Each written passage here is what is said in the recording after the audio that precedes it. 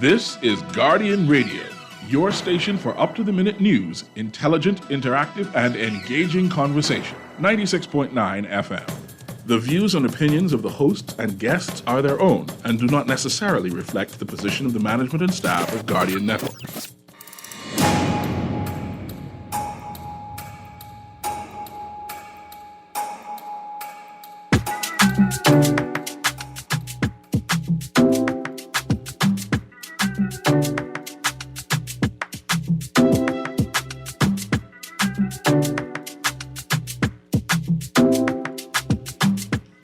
And good yawning this morning. Guess what? It is Erin. That means I am in studio, and that means Erin is on via Zoom. And of course, it is 10 o'clock or a little after 10, and that means it's on the clock. And it's Tuesday, March 28th, 2023. And on the clock, we engage organizations, institutions, social and cultural leaders, and ordinary people to better understand the impact of public policy, private sector development, and emerging social and consumer trends. On the clock, we have conversations that help us understand and navigate a rapidly changing Bahamas. And guess what? We have Ricardo McQueen with us. And Ricardo McQueen is a global food safety consultant. And he's here to explain exactly what that is. But without further ado, I'm going to bring in Erin so she do a little housekeeping. And then we can go in detail on what exactly is a global food safety consultant. And what is this acronym SQF? Right? Because I didn't get that. But I'm going to let Mr. McQueen go in detail and explain all of that. But apparently, he has returned home and doing some big business. But anyway, Erin, how you there? Good morning this morning, Mr. Nuri. Good morning. Go ahead, Erin. Can you hear me? I'm here. Good morning. Oh, I'm sorry, Erin. I was doing some technical things on this side as I speak. But go ahead. We can hear you. Great. Thank you. Good morning, Bahamas. Good morning, Nuri. Good morning to Mr. McQueen in studio. Good morning, Bahamas. Yes, it is a pleasure to be with you this morning, even though I have to use magic to join the conversation. I'm glad to be here. There is, I think, very little housekeeping this morning, Mr. Nuri. We're going to kind of get straight into this conversation. It is just one thing I wanted to note in today's Tribune, a statement by Minister of National Security, Mr. Wayne Monroe. And the headline is, Low Manpower Hindered Response in Bimini Blaze. He said some islands do not have firefighters because there are only in the country. I am stunned with all of the sort of engagement I've done over the last 24 hours, looking, details about the fire. What will firemen do if you don't have a fire truck? Mm-hmm. And what will a fire truck do if you don't have roads large enough or communities constructed in a way where fire trucks can easily access homes? I think the problem is far larger than the Minister of National Security can fathom. There are a couple of questions that have arisen. I asked the silly question, if there's an airport in Bimini, why isn't there a working fire truck? And I was told, well, there's two pieces of Bimini. And I thought to myself, well, if there are two pieces of Bimini and you have 4 fire trucks on North Bimini that are not working, why wouldn't you ensure that there's available to transport the fire truck from South Bimini to North Bimini? Of course, that was a ridiculous question because I believe in magic, Mm-hmm. Obviously, here I am teleporting into the studio. And then I thought, well, how does that affect residents' insurance premiums? And what types of policies are they able to purchase if it is known that they don't have sufficient fire services on the island? And then I thought of another question. Doesn't the major hotel have a fire truck? Doesn't it have some sort of fire service? And if you know that you don't have any fire trucks, and you know you don't have any firemen, and you're relying on a volunteer fire service system, then where are the regular drills? I didn't hear any language from the survivors and the residents who helped with the putting out. I didn't hear any language that suggested that they have regular fire drills for a volunteer fire system where you run hoses or you pass bucket by bucket. And I wonder, what is the Minister of National Security securing? I just needed to throw that out there because this is devastating. I mean, it goes beyond disheartening.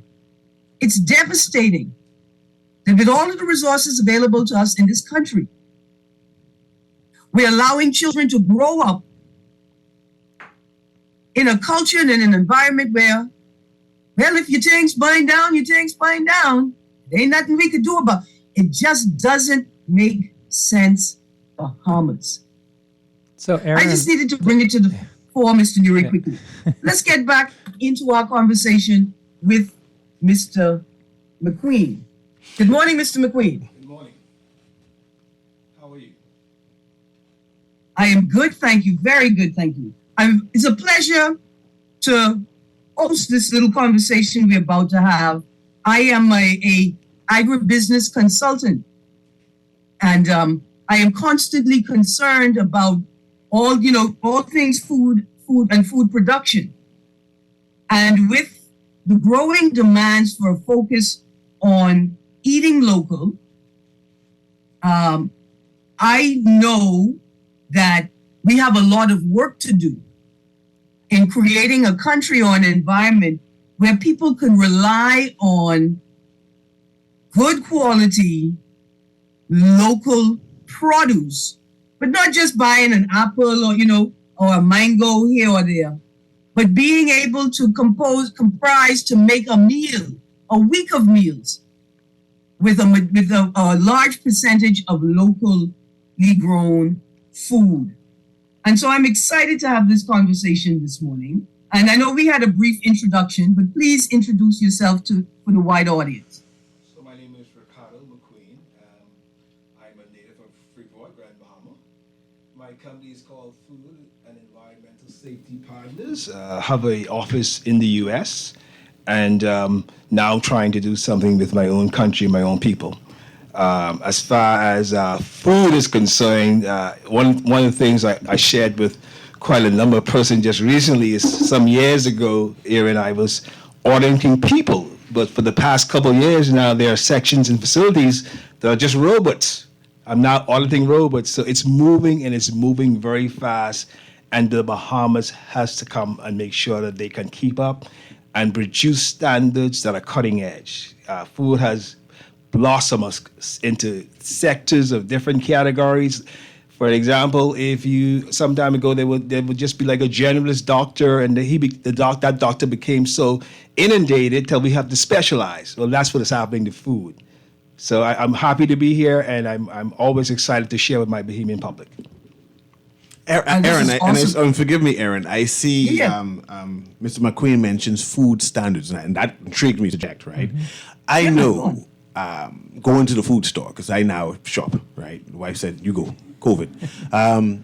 There are some items which says for export only.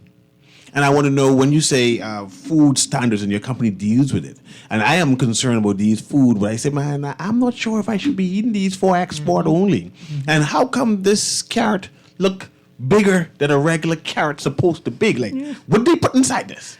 I want to understand, is your company gives insight on that? So with me just coming home, I'm quite sure that there's a lot of areas that we'll need to address. But what I've seen so far is that the Bahamas is heading in the right direction. I'm always happy when I can go into the food store and see the Bahamian flag on products. Now, in terms of export and what happens in the country, I'm myself still trying to dive deeper into that. I'm working with some persons who are involved in the food industry here in this country So we will see where that take me. But I'm going to see Bahamian products in the shops here, and that's a good sign. The way the industry works with food, particularly in the U.S., is there is state regulations, there's local regulations, and then there's federal. So I've had the opportunity to work at all levels. So I want to work with my country and with my people and see exactly how we could bring our standards to be able to suit the global society. Hi, this is Shay King. If I can interject here, I think Cecil was talking about there are products in the food store locally that we import that it says for export only. So I think he was speaking to the countries that are exporting these particular products out of their country into our countries that is not able to be sold in their country locally, not necessarily Bahamian products. So there is some interesting things going on in this country, but I cannot speak to them now. As a public health administrator also, I don't speak without facts. I need to dive deeper. So I'm new, I'm just coming home, I need to find out. Everything that's going on, definitely we will be able to unravel and find out what exactly products, are moving through our country. But there's a lot going on. But I need to dive a little deeper. I'm just coming home. Because one of the Absolutely. issues is a lot of the food we get comes from the States, right? And when you compare the food in the States to the food in Europe, very different. So Cheerios made in the United States has more chemicals, more pesticides in it that are not allowed in Europe. So the food tends to be of a lower quality than we would expect if we were living in Central Europe. And my big concern is really the regulators don't seem to be doing their job in the United States. I know you talked about all these various levels, but if you looked at baby food, remember 2021, there was a select subcommittee that looked into baby food basically through a whistleblower that found cadmium, mercury, and some incredible things in baby. And they came and made some recommendations about mandatory testing, but the Trump administration at the time looked at it and then just moved on. And so you have baby food that has not admissible levels of mercury, cadmium, and other And Mark, heavy you metals. are... And it just worries me that this is coming into our country. Are we testing that food? Is there anyone... And that was my question to you. I think there might be an opportunity there for like an independent lab to do this kind of testing to give us comfort, because I also had, now this is hearsay, right? I had from a very good source, right? But again, it's hearsay. I facts. I'm like you. I like facts. But she was saying that the meat that's allowed to be imported in this country can be up to 13 years old. Now, is that true? I was gobsmacked. I have no evidence of that, but I got it from somebody who I truly respect. Well, and she got it. I think, so I think, Mark, in that aspect, what we find is that it's less about what's allowed to be imported and more about global practices and so what I'm hoping is that as we think about both food security and food sovereignty, right? And food sovereignty, that the powers that be, and then the people that are interested, like us, NGOs, stakeholders in the industry, not just the people who are growing, but the people who are producing also, that they can see that that we have to take control of the chain, right, from farm to table, from cultivation to consumption, that we have to take control of as much of that as possible for our own food supply chains, right? And so one of the questions I wanted to ask Mr. McQueen is, are there different standards in terms of food safety and quality? Are there different standards generally across the developed world for locally produced food and imported food, right? So like if we were to set up a company here, I'm a local grower and I'm competing with imported growers, right? Do I have to, as a local grower, do I have to produce the perfect fruit? As a local producer, do I have to have the same number of preservatives in my product? And then as a local producer, tell me, what's the value of spending the money on the labeling, right? If I local, people could always call me and find out within my product. So, Erin, the way it works, and what I can present to you this morning is facts. And as I said earlier, I only deal with facts. Fact is that if you go into the food store, there is a logo that's called SQF. That's there. A lot of folks are not familiar with it. It's called Safe Quality Foods. SQF is the global standards for North America and Latin America. European agency also called BRC. So when you go into the food store to purchase your food, because a lot of what's happening with the food is happening because we allow it, the consumers. If the consumers stop buying the poor grade and poor quality foods, then it will put those persons out of business. So that's one way we need to look at it. As long as they get business, they're going to keep producing. If we say that we're going to talk and make noise with our government in terms of what we bring into the country, it is the people who have to do that. We have to make the changes. So as far as global standards are concerned, that's what I'm at. I'm at the SQF global standard. So federal, and then on top of federal will be the global standard. So when SQF come into play, it means that in that facility where that food is being manufactured, stringent requirements are adhered to. Of course, whenever there's that kind of situation, the cost is going to be a little more. But I always tell people your health is your wealth, and you can't put a price. When I come home in Bahamas, I do not eat products from America. I go into the food store. I go somewhere down in the. I was excited to be home. I love our products, and I don't want anything from America in my home when I come here.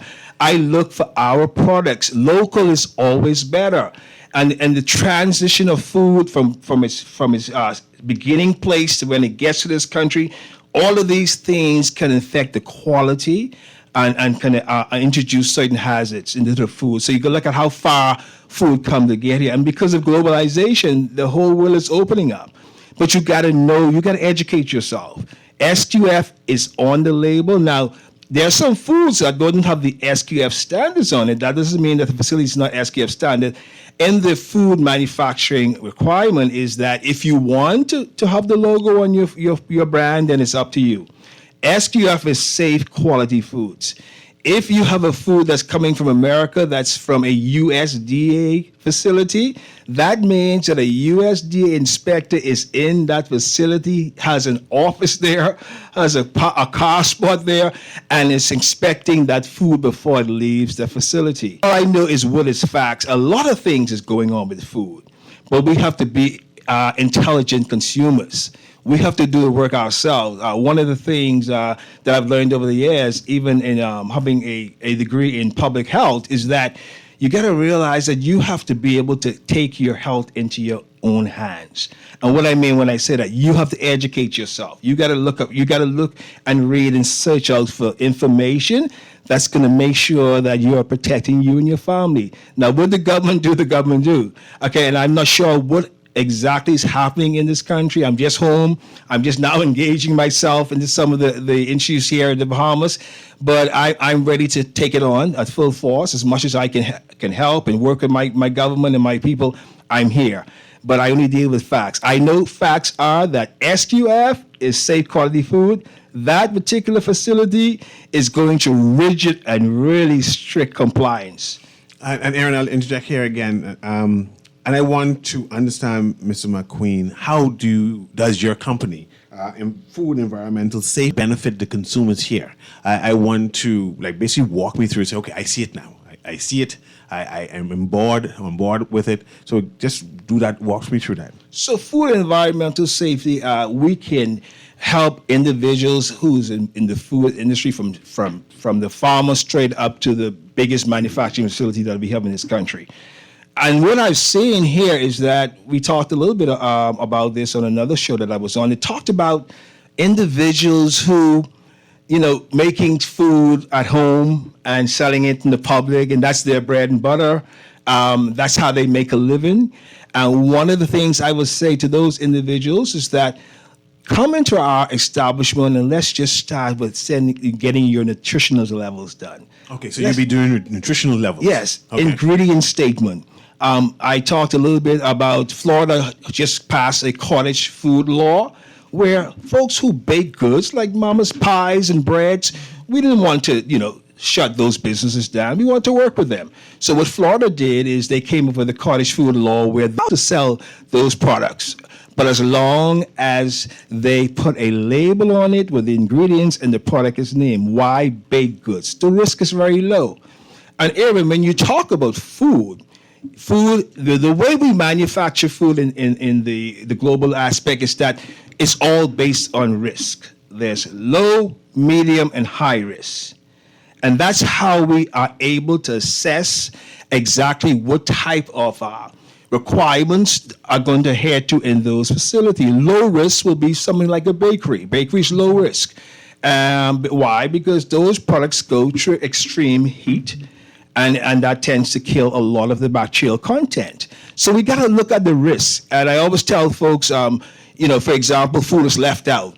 And someone says, wow, this food has been out for such a long time, we got to get rid of it. I says, no, check the temperature.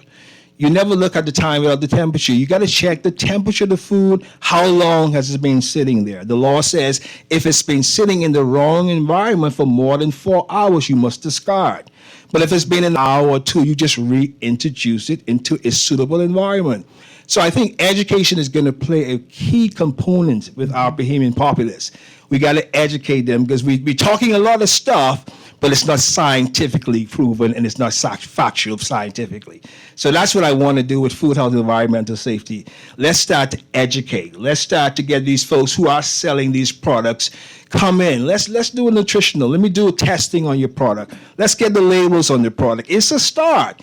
We are a private entity, but I'm certain that the government has the agencies to do these things. But there is in terms of food has grown massive over the years. In fact, the way food works now is that every single food product has been given a food code. If you're baking in the industry, you've got a code 13. If you're in dairy, it's another code. That's how we address food. We address it based on the hazards that might be presented and based on the type of food that you're manufacturing. And so what I've seen since I came home is that we have to say, but it's not scientifically sound. We need to educate. And so, Ricardo, thank you so much for that. So how the relationship connected with Ricardo McQueen and myself was, after doing my research and started manufacturing my products locally, I decided I needed to engage a global consultant because I wanted my manufacturing business to go throughout the world. And what I recognized in my research was, just like Ricardo started to explain, there were different standards depending on which country it was going to. And so I realized and recognized this was a little bit over of what I do as a nutritionist. And so that's why I was able to connect with his company to help me to adhere to all of the standards globally in order to get my products to ship out. Because even as a Bahamian, while we may have some standards in place, our standards are not necessarily for us to be able to take our products to the next level, which is to export globally. And so that's why I was able to connect with Ricardo to make sure that my products were tested. They had tested. My facility was engaged to make sure that I was doing what I needed to do to run the facility. And so the goal is, even though here locally in the Bahamas, we are a people that are making and creating a lot of our own products, we're not necessarily bringing them up to the standard for them to be shipped out of our country, like Cecil talked earlier about that export label of exporting only. Because I remember Tim, who used to work at Lucayan Tropical, he said when they were trying to sell their cucumbers to Florida, they had to go through an incredible process. The consultant came in, it cost a lot of money. They had to write a whole procedural manual. It's a very rigorous process. Yeah, and so you I guess you're going through the same I'm in thing the process yourself. right now, yeah. So once she goes, and here's the thing now, I said to quite a number of persons since I got home, Jamaica has gotten the only certification body in the Caribbean. Wow. So you see what's going to happen now. The way Jamaica got that certification is they had to find someone like myself who was from the Caribbean and had the credentials.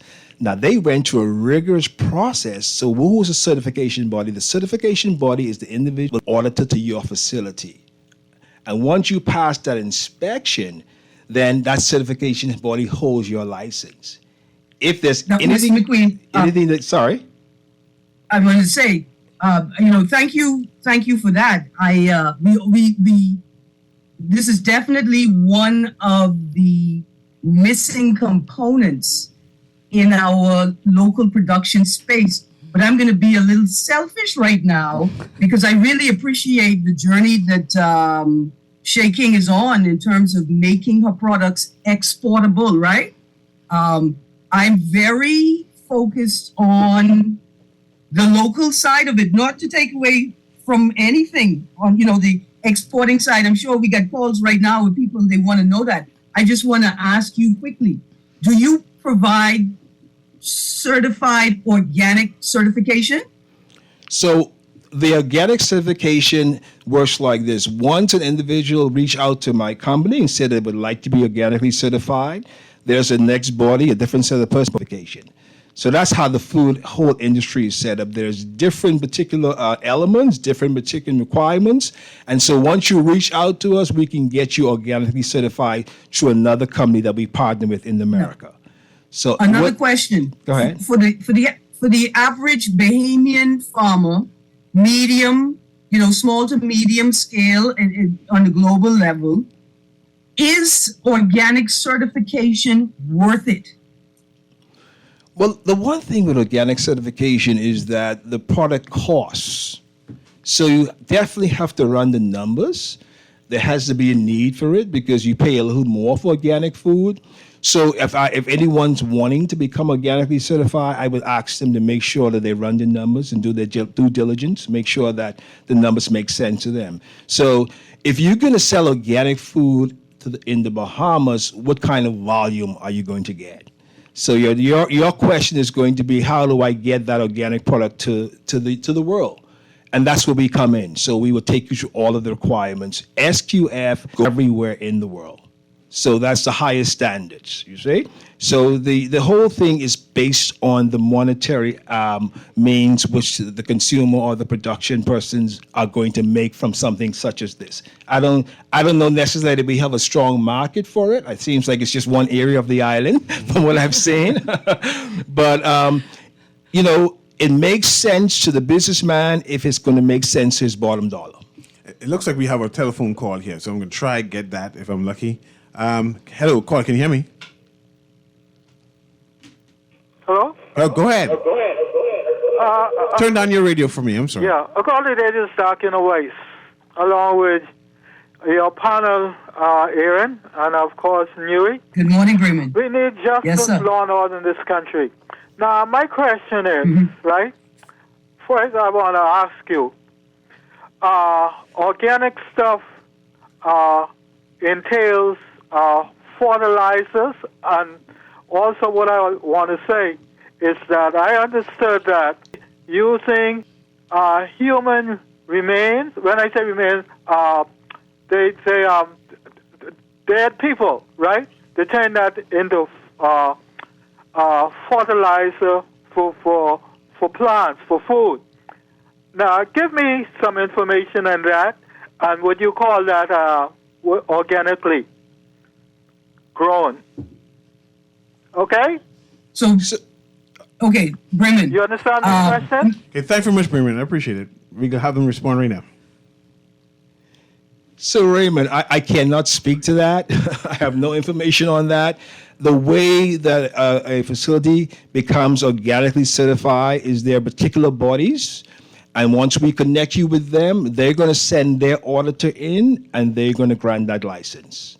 But in truth, All right, I understand your business, what you're doing, because I produce pepper sauce, and then I had a production person here recently telling me the best stands to be done, and I asked, what about the listing of the ingredients on my label? And she said, there's no one here in the Bahamas that does that.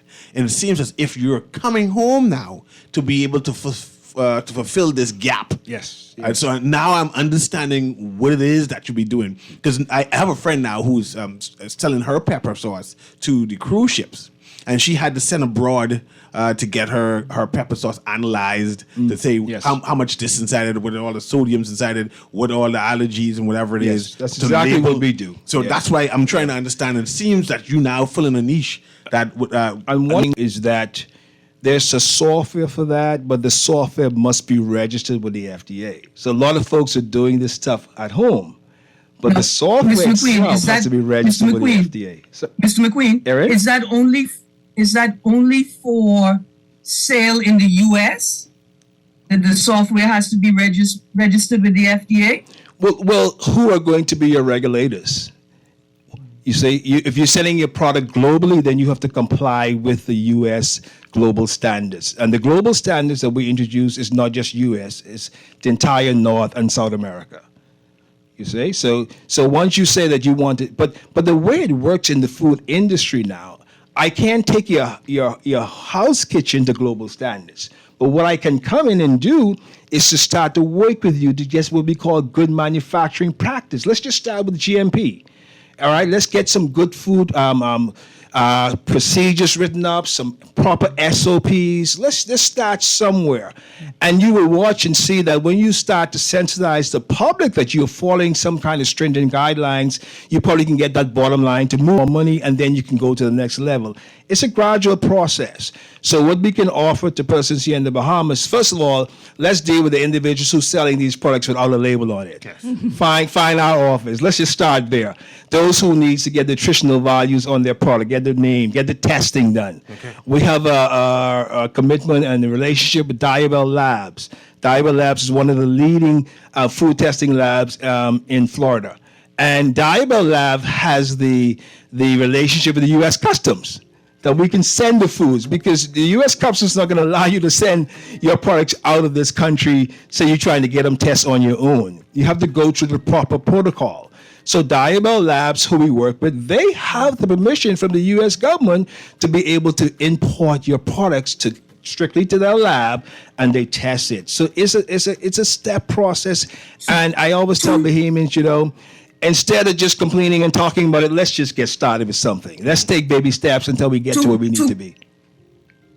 Two questions, Mr. McQueen, before we, I'm sure there are lots of questions. Is the U.S. the only option? What if I'm interested in trading with African states?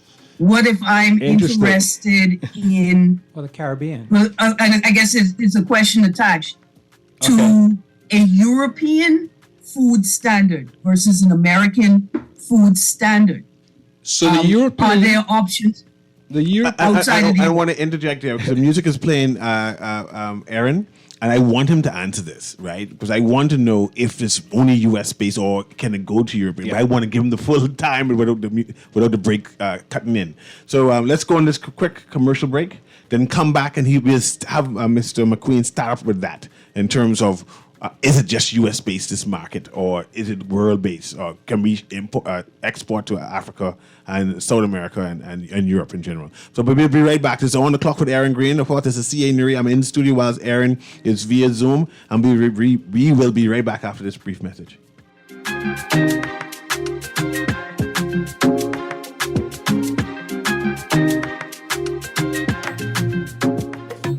News available every Tuesday in the Nassau Guardian. Buy your local paper at Freeport convenience stores, Western Bakery, DeGregory's Fine Foods, and Bellevue Gifts.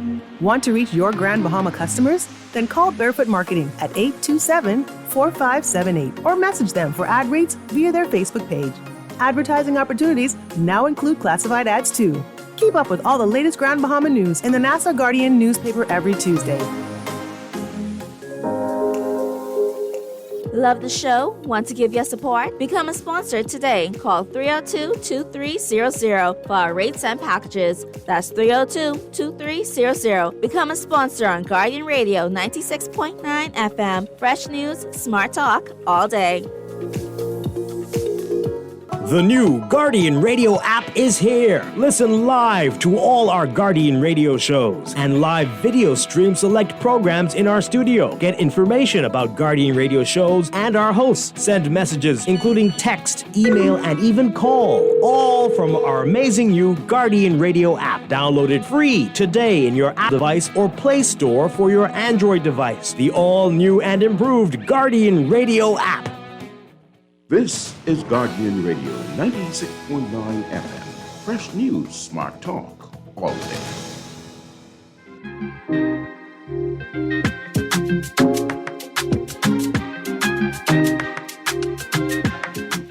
And welcome back to On O'Clock with Erin Greene. This is C.A. Nuri, who's in studio, and we're talking to Mr. McQueen, who is a food standard consultant, right? A global food safety consultant. And Erin was asking a question about the marketplace, and I'll let you continue with that. So, Erin, the way it works, as I said earlier. One second, Mr. McQueen. Let me reiterate the question. Okay. And so we're in the Western Hemisphere. The bodies and the companies that you work with, they work with northern and southern continents in the Western Hemisphere. But I'm not interested in selling to the U.S. or working with American systems. Are there any food safety and quality testing services and industries in Europe or in Africa that will enable me to get my food tested at a HACCP certified and able to export in markets outside of the U.S.? And do any of those jurisdictions, Europe or Africa, offer a level of testing that is the American federal system? So, Erin, the way it works, as I said earlier, and it's interesting that you mentioned Africa, because we're going to be in Africa in May, opening up an office there. So the way the global food safety works is that SQF allows you to sell your products anywhere in the world. Because of BRC and that particular standard evolved out of Europe, most persons in that region tend to go with BRC. But it's the same standard, the same method of qualifications. You go through the same procedure. You can sell your food anywhere in the world once you become SQF certified. It's a global standard. And what the global standards are, there's the body is in the SQF is housed in Australia, but there is an individual that represents every continent on this planet that sets up these standards. So you can go anywhere in the world. So, Erin, let me chime in there a little bit too. When I contacted Ricardo McQueen's company, one of the first things I understood, because again, I was looking at a particular standard myself, but one of the things I understood immediately was when he explained the different standards to me, just like he just reiterated, I wanted to go into Africa or Europe and I wanted to stay away from the United States.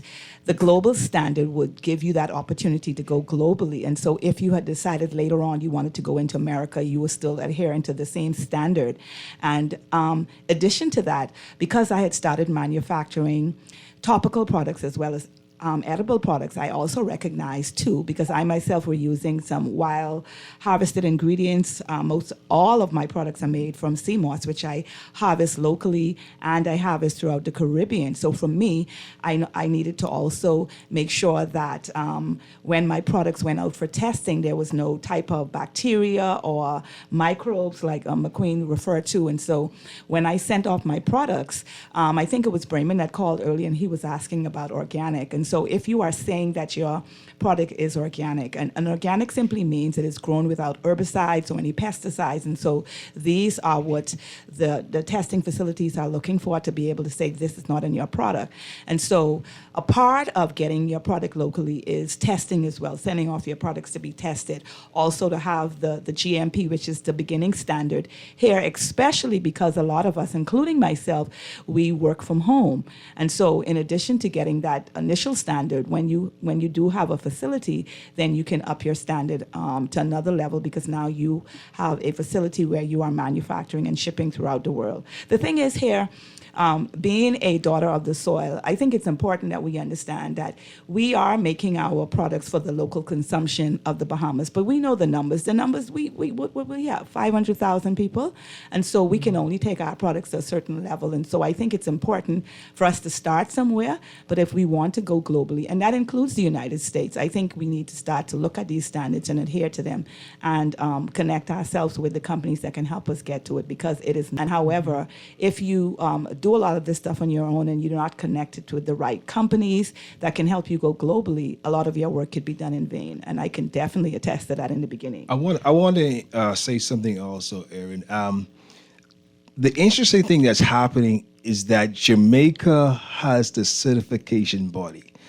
What does that mean? That means that facilities in the Bahamas probably would have had to go to America to get an auditor. You see, but Jamaica has a certification body. That means the powers that be came all the way from across the world and went to Jamaica and spent weeks in their facility, and they were granted the license. I work for that certification body in Jamaica also. So what does that mean? Once a facility has gone through the rigorous program of implementing all of the requirements, we can just call to Jamaica and have an auditor come in. So you see what's happening? So we're here in the Bahamas thinking that everything is in America, and Jamaica now has a certification body in the Caribbean. So we got to watch what's happening. Things are moving. So you don't have to go to America and bring an auditor in. Jamaica has already gone through the rigorous process of becoming certified as a certification body. So once you call that particular agency, based on what area you're going to be involved in. If you're in dairy, there is an auditor who specializes in dairy. I have dairy as one of my specialties also. So it depends on the food. We cannot send a auditor who's never worked in dairy to audit your facility. And the way it works as auditors, we would have had to work in these food areas for 2 years as a manager. The requirement is that I had managed a facility, food and dairy, for 2 years, not just worked in a different department or just, but you would have had to manage the food safety system in dairy for 2 years before you could even qualify. I have folks in my doctoral area is in alternative health medicine. So a lot of persons who went to university with me says, "Mommy Queen, I didn't get the certification because it doesn't work like that. You can have all the degrees you want. If you have not proven to the certification body that you worked in this food industry for 2 years, you're not going to get the certification as a global auditor and consultant." And the Bahamas has to understand it's right in Jamaica now. So it's coming right close to home. So do you think, Jamaica, given it has 4 million people, do you think there's a hope that we could have our own facility one day? I tell, every time I sit down in front of a camera or radio station, I get that question since I've been home. I think, one of the things too is that it's a rigorous process, it's very costly, but we just have to have the will to do it. I know that the Bahamas is interested, so we just got to get started. We got to play catch up. All right. The world sees the Bahamas as top destination, choice destination of the world. And we our standards we got to now take our standards to a globalized level, because we are claiming to be the nation's or the world's #1 tourist destination. Our products has to now be globalized and with those standards. So if Erin and I go into the local gas station and buy our Benny cake, in a few months' time, that will have a label on it. Hopefully, yeah. Hopefully, we would hope so. And then, and one thing too is that we have some fascinating products here in the Bahamas. I'm working with Shay King and Hassim Moss, but I'm also working with a lady who does wine, lemongrass wine, and also the sheep tongue. I have a sheep tongue client now that we're working with. And here's the interesting thing. There's also a goat milk soap. And the interesting thing is that Walmart has already approached these persons. Wow. So you got to get outside of the box. Walmart already approached these persons wanting container of these products. So, that's going to speak volume for the Bahamian people. it changes the entire culture. It changes the way. I was in a meeting with a lot of from different regions of the world. I was from the Bahamas, of course. And they said, McQueen, let's look up your country. We were looking up each other countries on the global network to see how many facilities that are in each other's country that is globally certified. There was not one that came over in the Bahamas. And I think that's really kind of, you know what, I need to go home and help my people. So, Mr. McQueen, where do you go from here? Now, I know you're moving from the States. You're going to set up an office here in the Bahamas. I understand what the company is for. You're making access to Bahamians who want to have their labels attached and have the nutrients listed on the label, et cetera, et cetera. It's going to make things easier for those who do production, right? But I don't know where is your company at this present time. Do you meet with government officials? Have you already started a base here? Are you importing the machinery here now? So we have already set up our office. We're located in the Ivy Plaza on Robinson Road. Folks can call us at 603-2321. The way it works, as the president of the company, I am responsible for setting the standards, for opening up new facilities all over the world. So, but within our organization, I have a food safety scientist who has a PhD in physics. I have a trainer, Dr. McPherson, who's graduated from Cornell University. She's in charge of training. So what we do is we create a model that we can take it all over the world. So the Bahamas, we're here. This is my second stop. From here, we go to Africa. But once you contact our agencies, persons here, they can get you started, and you would start to connect with persons who have been in the industry with FDA, USDA, that are well trained and educated experts in their field. Just make the call. I don't care how small you are, all right? If you care about standards and you care about your product, make the call so we can begin to help you. And I want to find, what we do is find out where you are and where you're trying to go. Some folks say, I'm not trying to take my facility to America, McQueen. I want to be here, you see? But let's just get started.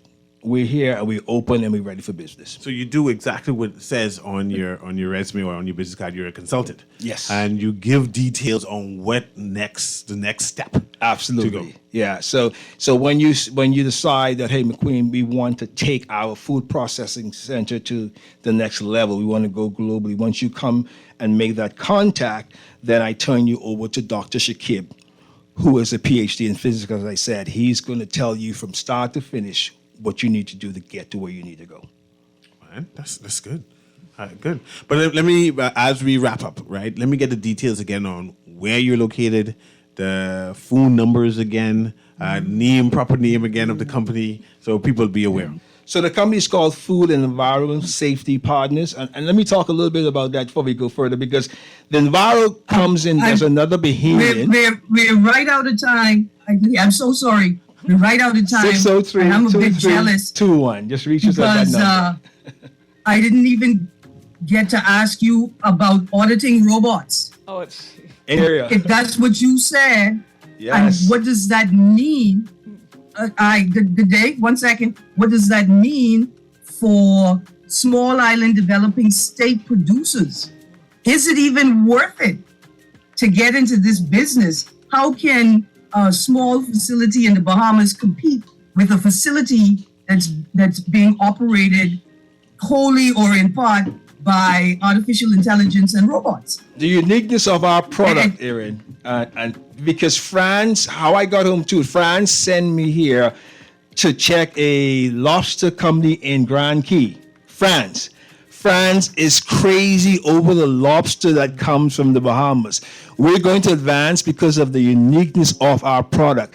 And an individual don't need to build a $1 billion manufacturing facility. Let's just start with GMP facilities. With the GMP license, you can get in a Walmart and or Whole Foods. All right? So let's just start where you are. All right? And as you grow, then you can introduce some of these higher standards. But GMP, good manufacturing practices, is where they need to start if they don't have the resources to go to that level. Thank you so much, Mr. McQueen. Thank you, Shay King, for the introduction. It is, one of the most important conversations we are going to have. The government is pushing to top its record of tourist every year. We're looking at close to 9,000, I think, pushing for 9,000 in 2023. The entire world is out there, and a large part of it is coming to our shores to see us, and we need to be prepared to engage them. And I think this is a part of that preparation process. I'm an inward-looking person, but we got to look to the world, and this is a part of the toolkit that will help us do that. Absolutely. Thank you so much, Mr. McQueen. It's my pleasure. Thank you, Mr. Nuri. Thank you, Mr. Palmer. And again, thank you, Shay King, for enabling this conversation this morning. I'm sorry we're all out of time. We've got to make a push to the next hour. Thank you so much for joining us. Thank you. Thank you. I love that.